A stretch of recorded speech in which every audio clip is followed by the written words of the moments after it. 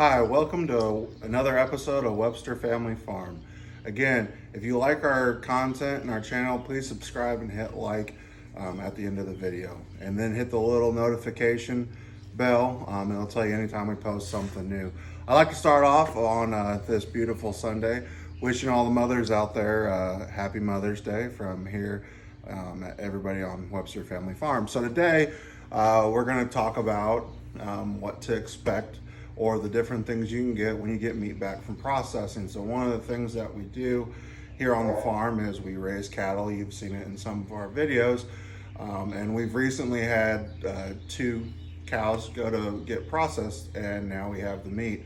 We sell the meat by the side. So if people want quarter or halves or wholes, they can purchase that directly from us and then customize how it's processed. Or we also sell it by the cut as well. So today I'm just gonna walk through a couple of the different cuts. So this first one is our first freezer, and as you can see, it's fairly full. Below this box is all ground beef. So, and even below the patties is ground beef. We put some soup bones and some random stuff in here. So this is all of the ground beef from 2 roughly 1,000-pound cows.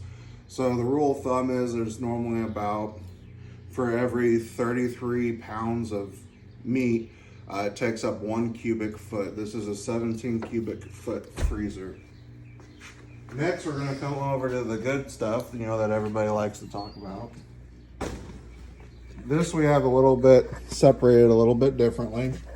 Again, this is all the steaks, roasts, and stuff like that. Now we do our roasts a little bit differently than some people do. Based off of what our customers like. We actually only keep the chuck roasts and the briskets, and we get the best of each of those. Reason being is we don't really have a huge market for rump roast and stuff like that. We also get the sirloin tip roast that can also be cooked and sliced as a steak. So something new this year that we're trying, instead of doing spare ribs, we are doing beef back ribs. So again, this would be just like doing a pork spare rib, but it's beef. Shh, waffles. So we're doing that as well. So that's one thing, that's an option that some people don't get.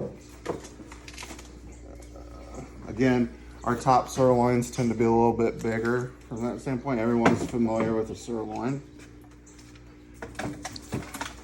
You have your sirloin tip roast. Again, this can either be cooked as a roast in like a crock pot or something like that, or it can also be grilled slow or smoked from that standpoint.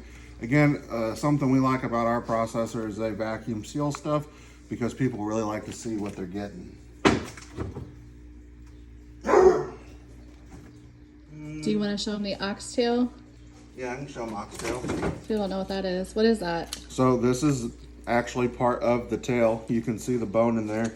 A lot of Americans don't use a lot of this. A lot of the foreign cultures like to use the oxtail, but What do they use it for?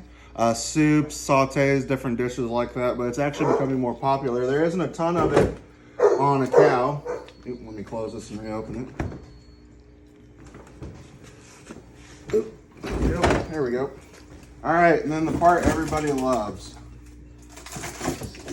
You've got your beef tenderloin, and then we've got some skirt steak in there, but we won't talk about that. What do we use skirt steak for? You can use skirt steak for anything. You can put it on the grill.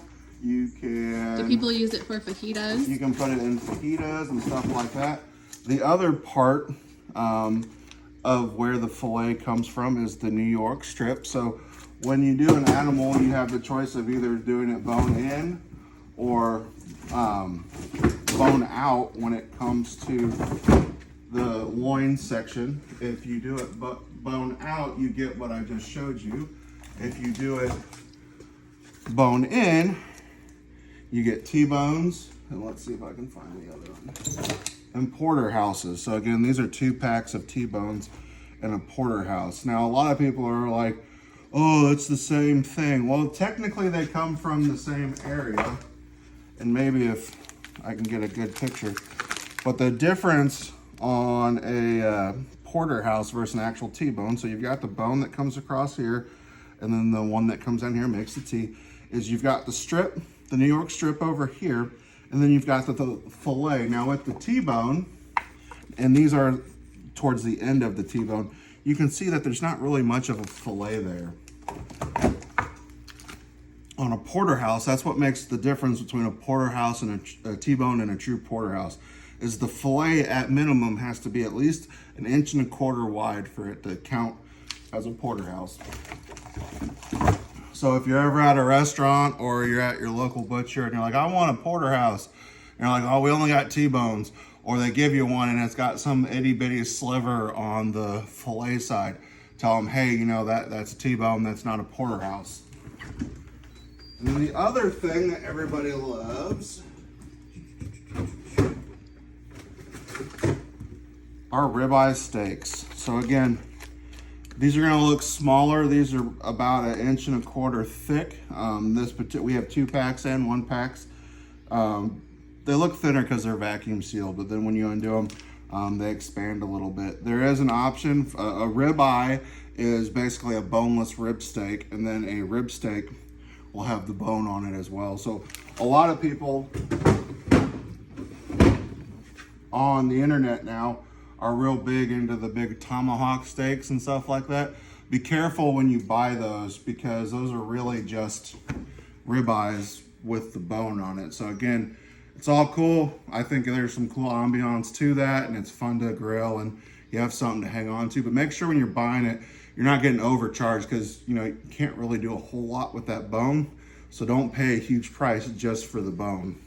Speaking of bones, something else that you'll get along with it are soup bones. So right in here is a bone, and yes, you can also get more bones from your processor as well, that are just straight bones for like dogs and different things like that. But normally what you get as a soup bone is a bone with a little bit of meat around it. So you can do all kinds of dishes. You can do a la soup from that standpoint, or you can also, I guess you could grill them out. They're gonna be a little bit tougher and different things like that. And then one thing I didn't show you guys, let's see if I can find one. All right, so here's the chuck roast that we get. Again, good sized chuck roast. It's right about 2.7 pounds, 3 pounds. We normally get them around here. Our processor can get them to you for about 3 pounds or up to 5 pounds. The problem with the 5 pound is families are a little bit smaller these days, and people tend to not want to buy that much meat at once. And here, now this is going to look odd for everyone, is a brisket. So this is part of the brisket. As you can see, it's folded. And again, these are becoming more popular because people are smoking more and different things like that. What a lot of people aren't aware of though is, yes, brisket is a great cut of meat to smoke or even put in a slow cooker. I know the Jewish community likes brisket in like a smoker or a crock pot, but a chuck roast works really well for a smoker as well. So if you're having a hard time finding a brisket, or you don't want a whole brisket, because a whole brisket tends to be about yay big, and you're wanting to still do, you know, some barbecue beef type stuff, chuck roast is a good cost-effective method. So again, these are just some of the things. We also get the livers back. We sell those to a company that, or not a company, but a family that makes dog treats here locally. And they sell those as well. So there's all kinds of different options. You can get the heart. I think you can get the tongue as well. I think that's all the orphals that you can get. But again, this is just an example of the different things that you can do. If you like this kind of stuff, let us know. We can do it when we do the pigs along with the chickens and whatnot. So again, thank you for watching our video today here on Webster Family Farm. If you liked what you see, don't forget to subscribe and hit the like button. Thank you.